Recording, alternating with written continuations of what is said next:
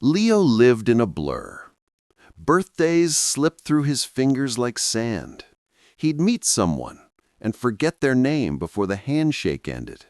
His keys, his phone, his confidence, all perpetually lost. He felt like a spectator in his own life, watching precious moments dissolve into fog. One evening, after blanking on a client's name, Leo sat at his kitchen table, defeated. Scrolling through his phone, a digital graveyard of forgotten reminders, he saw an article, How to Remember Everything. He almost scrolled past it, but desperation made him click. The article wasn't magic, it was method. It spoke of training the brain like a muscle, of vivid images, of the memory palace, and Leo thought, why not me?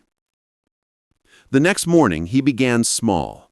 A grocery list, a giant milk carton by the front door, a waterfall of orange juice cascading down the stairs, a loaf of bread toasting itself on the radiator.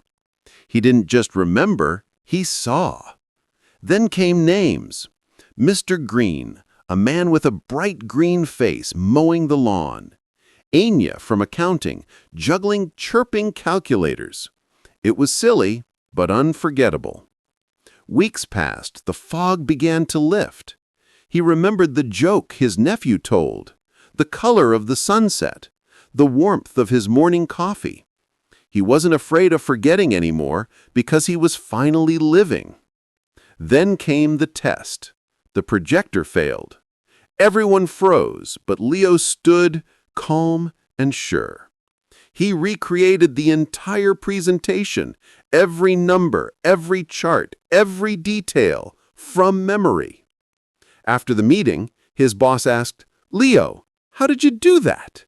He smiled. "I stopped trying to remember everything. I started learning how to keep everything.